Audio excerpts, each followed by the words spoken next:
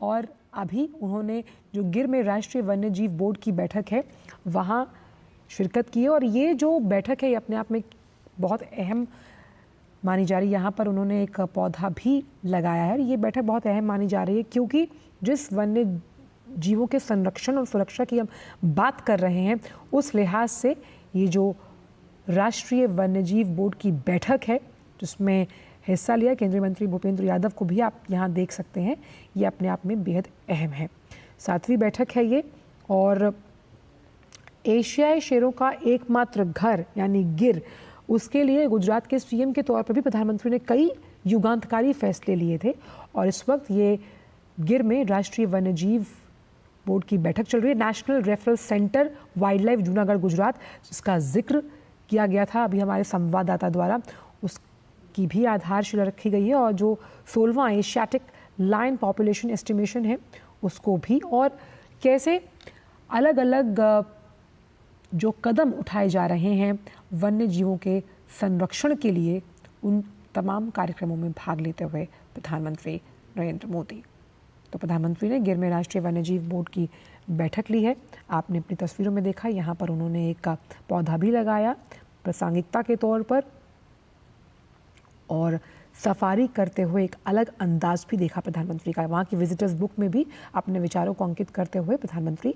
नरेंद्र मोदी। और हमने देखा था कि सफारी में एक खुली जीप में वो सवार थे जहाँ उन्होंने माँ प्रकृति के साथ वन्य जीवों की फोटोग्राफी की है। और प्रधानमंत्री की अध्यक्षता में ये जो बैठक हो रही है, कई युगांतकारी फैसले कि वन्य जीवों के संरक्षण और सुरक्षा को कैसे सुनिश्चित किया जाए, क्योंकि कई जो वन्य जीव हैं वो विलुप्त प्रजातियां हो सकती हैं और उस विलुप्त प्रजातियों को संरक्षित करके इकोसिस्टम को मेंटेन करना ये प्रतिबद्धता है। प्रधानमंत्री ने राष्ट्रीय वन्यजीव बोर्ड की जो 7वीं बैठक है उसकी अध्यक्षता की। गुजरात के सासण गिर में हुई बैठक में केंद्रीय पर्यावरण मंत्री के साथ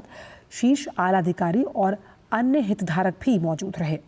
बैठक में वन्यजीव संरक्षण से जुड़ी जो तमाम पहल हैं, जो तमाम प्रयास किए जा रहे हैं, उन पर मंथन हुआ है। प्रधानमंत्री ने इसे लेकर महत्वपूर्ण सुझाव दिए हैं।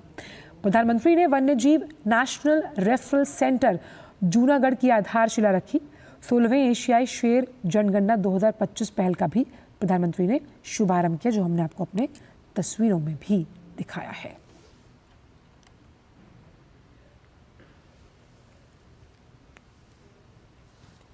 तो ये 7वीं बैठक है और उस लिहाज से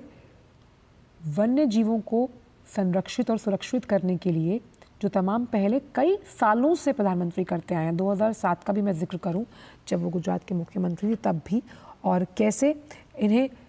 कहीं ना कहीं बचाना है और आने वाली पीढ़ियों को देकर जाना है, उस गोल, उस लक्ष्य के साथ प्रधानमंत्री ने आज कई अहम पहलों को उसका उद्घाटन किया है। अब ये जो पूरा बोर्ड है जिसकी अध्यक्षता प्रधानमंत्री ने की है, उसमें कुल 47 सदस्य हैं। इसमें विभिन्न राज्यों के सदस्य हैं, एनजीओ हैं, से जुड़े लोग हैं, वन सचिव आदि शामिल हैं। और एशियाई शेरों के एकमात्र घर सासण गिर में विकास के लिहाज से जो फैसले लिए जाने चाहिए, उन्हें संरक्षित करने के लिए, सुरक्षित करने के लिए, उस लिहाज से आज की ये बैठक बेहद अहम मानी जा रही है, क्योंकि देश विदेश से लाखों पर्यटक यहाँ आते हैं और वन्य जीवों की ज़िंदगी से उन्हें रूबरू करवाया जाता है, वो आनंद लेते हैं माँ प्रकृति का। तो इस लिहाज से भी ये बेहद अहम बैठक मानी जा रही है कि कैसे गिर क्षेत्र का समग्र विकास हो, शेरों का संरक्षण हो और गिर के वन्य जीवन के संरक्षण के लिए अहम कदम उठाए गए हैं। उद्देश्य यही है कि वन्य जीव जो हैं उनके अगर खिलाफ जो अपराध होते हैं उसकी निगरानी की जाए। एशियाई शेरों और एशियाई शेरों के क्षेत्र में रहने वाले जो अन्य वन्य जीव हैं उनके संरक्षण के चक्र को भी और मजबूत करना बेहद ज़रूरी है। और इसीलिए वन विभाग में महिला बीट गार्ड वनपालों की भर्ती भी की गई थी और गिर में लगभग 111 से ज़्यादा महिला श्रमिक सक्रिय रूप से कार्यरत भी हैं। और गिर क्षेत्र के साथ साथ गिर शेरों की स्थिति की समीक्षा के लिए जूनागढ़ रेंज के जो महानिरीक्षक हैं उनकी अध्यक्षता में मंथली जो है वो बैठकें भी की जाती हैं कि भाई किस तरह से जो तमाम प्रॉब्लम एरियाज़ हैं उन पर फोकस किया जाए और जहां चेक्स एंड बैलेंसेस की ज़रूरत है उसे वहां सुनिश्चित किया जाए। और एशियाई शेरों के संरक्षण के प्रयासों को बढ़ाने के लिए वन्य पनु मित्र योजना भी शुरू की गई।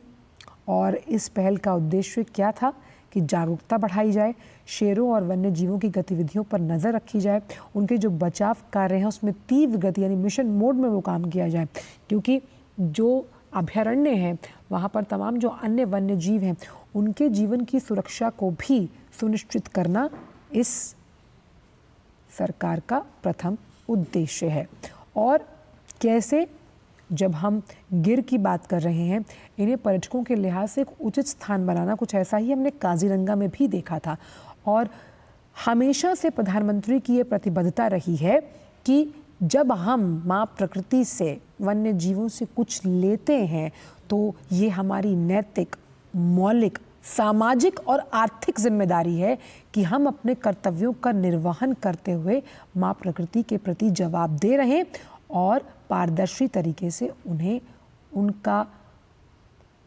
जो कर है वो वापस दिया जाए। वो कैसे दिया जाएगा? जब हम एक जिम्मेदार नागरिक के तौर पर अपने आचरण में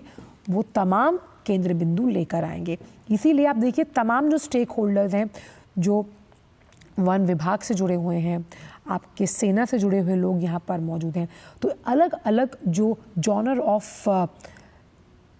पीपल हैं उनसे उनके सुझाव, फिर उन सुझावों पे अमल करना, जो सुझाव ठीक नहीं है उन्हें हटाना और जिन सुझावों पर काम करना है उसके लिए एक रूपरेखा, एक ब्लूप्रिंट तैयार करना। तो ये 7वीं बैठक है और इस 7वीं बैठक में भी एशियाई शेरों को कैसे आने वाली पीढ़ियों के लिए संरक्षित किया जाएगा, उस लिहाज से कई बड़ी पहलें और प्रयासों को लेकर मंथन हुआ है। क्योंकि इंसान और जानवर का बेसिक फ़र्क यही है कि हम में तर्क करने की शक्ति है जो जानवरों में नहीं होती। तो उस लिहाज से तर्क करना और तर्क को कैसे आप एक सकारात्मक पहल में तब्दील करते हैं, ये आपके पास ताकत, ईश्वरीय ताकत है, जिसका जिक्र प्रधानमंत्री कई मल्टीलैटरल फोरम्स पर कर चुके हैं। और किसी भी देश की जो वन्य संपदा है, वन्य जीवों की संपदा है, उससे उसकी आर्थिक गति भी परिलक्षित होती है कि भाई अगर गिर में बहुत से पर्यटक आएंगे तो जाहिर सी बात है सीधा सा इसका असर वहाँ की आर्थिक गति पर भी पड़ेगा, भाई टूरिज़्म बढ़ेगा। इस तरह से जो तमाम कदम उठाए जाएंगे वहाँ नौकरियाँ भी सृजित होंगी, असीम संभावनाएं हैं। और माँ प्रकृति को जब आप सतत विकास के साथ जोड़ते हैं और इस सतत विकास में जिस बायोडाइवर्सिटी का जिक्र फ्लोरा एंड फौना प्रधानमंत्री कई बार कर चुके, जिसमें भारत प्रचुर मात्रा में ये मौजूद है, हमारे अलग अलग राज्यों में है, और इसी के मालिकाना स्वभाव को समझते हुए कई अहम फैसले आज भी यहाँ लिए गए हैं। और 16वें एशियाई शेर जनगणना 2025 पहल का भी शुभारंभ किया गया, क्योंकि ये पहल बहुत अहम है ताकि नंबर्स से ये हम डायरेक्टली लिंक कर पाएँ कि तमाम जो कदम उठाए गए क्या वो कारगर साबित हो रहे हैं, अगर हो रहे हैं तो और क्या बेहतर करने की ज़रूरत है, नहीं हो रही तो कहाँ कमी रह गई है, उन प्रमुख लूपहोल्स पर भी मंथन होना ज़रूरी है। तो 16th Asiatic lion population estimation, इसका भी अनावरण किया गया। और human wild life conflict management, ये बड़ा इंटरेस्टिंग टॉपिक है कि जब वन्य जीव और